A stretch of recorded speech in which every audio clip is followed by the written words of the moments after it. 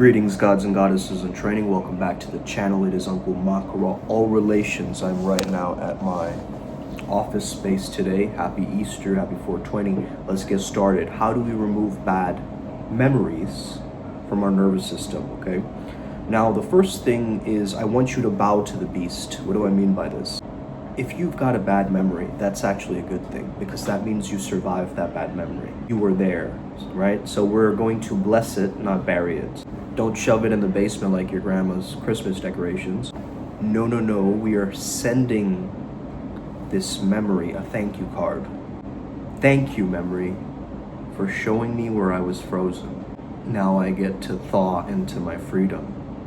So as you guys know, we are alchemists on this channel, which means that we take a negative experience of life and then we transform it into its most positive version, okay?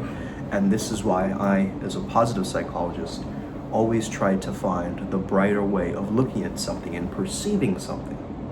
And it's become a skill set and strength of mine to actually see and perceive life as manageable, as something that I can actually move through and have control over. So your nervous system has meridians, it's like jungle vines through your system, right? So almost like a shamanic drum, the way it's putting you into a trance, you tapping your body, right? You do this through EFT and so forth. And once you recognize that you can start tapping these body meridians and clearing up this gunk, it's really going to help you feel a lot fresher, a lot freer. And this is what I help you do. If you ever do an emotional clearing session with me, you'll notice how light you feel, how epic you feel. Now, sometimes people might get different releases and energy kind of leaving, and then they start to feel better. But usually that energy that's sitting there, right, which is actually, like if you're feeling really bad in your physical body and you have an old memory, that memory is going to change through this signal of your body now, right?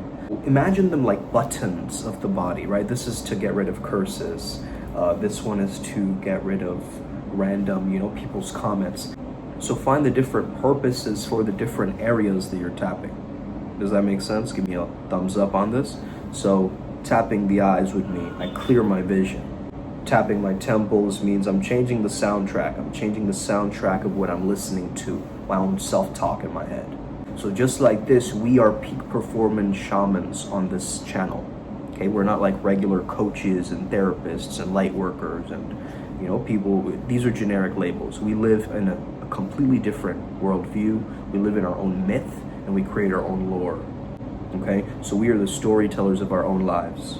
And that's what makes this channel different. That's what makes us resonate at a different frequency. The next thing you want to do is shift the snake's eyes. You see, your memories are stored in these static filing cabinets in your mind. And the moment you start shifting your gaze, that memory file starts melting away. So why does this work, guys? It's because of our evolutionary progress that this works. Because as hunter-gatherers, this is why also we're obsessed with phone screens, right? And like TV screens and like billboards, things like this rectangular shape, right? Because we would have to look left and right to notice whether there are animals coming. You can also go diagonal, make a figure 8 with your eyes, which reminds you of the flow state, hertz per second, right? That's what I do. So I'll go 8 with my eyes like this, diagonally, up and down, right? So imagine your trauma is like on the screen in front of you and you're watching it like a movie. And now you're moving that movie backwards 100 feet, right? And it's getting smaller and smaller. This is an NLP technique, okay? NLP means neuro-linguistic programming, okay? It's by Bandler and Grinder and these individuals who created this. And it's a very, very powerful technology. It's an inner technology, okay? Now you're kind of blurring the edges of the movie, you're making it more black and white, you're shrinking the movie down, and it's becoming smaller and smaller and smaller. And eventually the problem of a memory is gonna seem very tiny in your mind's eye. What you're really doing is you're editing your reality like a lucid dreamer with admin privileges. The next thing I want you to do is to choose a parallel universe where this memory actually thrives for you. where that event actually became your initiation. This is where you can actually use Neville Goddard's technique of revisionism. So you can even imagine like a shamanic version of you is coming in with a staff and kind of like guiding you away from that memory, right? Like your own spirit guide or spirit helper that's taken over your imagination now, your visualization now, and it's coming in, rescuing you out of the scene, out of that situation. And it's a symbolic send-off of this memory, right? You're taking that information and you're either holding a crystal and then sending it and freezing it into a crystal. You're flushing it down the glowing cosmic toilet. You are, setting it on fire. You can use any of these visualizations to slowly dissipate the memories. Because what are the memories? The memories are just images in our minds, right? And if you understand, I am the mage, E-mage, the I-mage, the image, right? I control the image as the I-mage because I am the mage who can change the images around me to be able to thrive and function in this modern world. That's what we're trying to do as neo-shamans, right?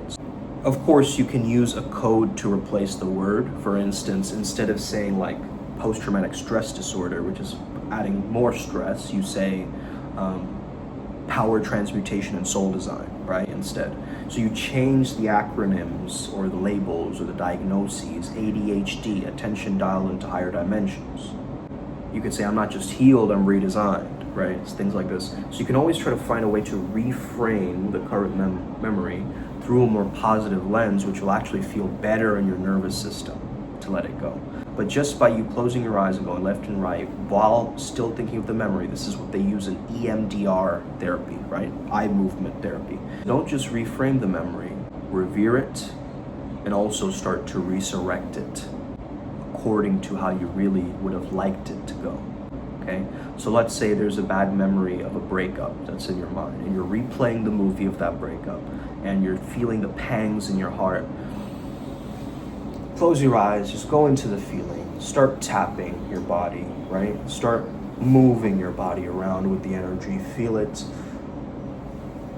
Maybe do some breath work. Something to shift that emotional tension around. That's really what you're working with, is that constricting feeling of the image of the trauma. So holding the image and then eventually neutralizing. So you tap revision, you eye roll the demons, you laugh as your pain starts turning into poetry. So this is how you remove bad memories. You're looking at the memory through a completely new lens. You're actually being able to adapt and edit your memory like Photoshop, right? So you're able to actually use your imagination as the greatest tool for this. And then thirdly, you are relaxing your nervous system, right? Polyvagal tuning, this kind of stuff is very, very good for just releasing it from your whole system. So don't worry about the memories, okay? You're not being haunted. This is your initiation. It's not a problem, it's a puzzle, remember, okay? I'm just gonna show you. There's always birds outside my window here, man. It's brilliant, you see that? Hey, okay? And they're always crashing into the windows here too. So take care of yourself today. Sending you much love from the Primal Sutra Nexus. From me to you, I hope you have an incredible rest of your day. May the flow be with you. Because discipline is divinity.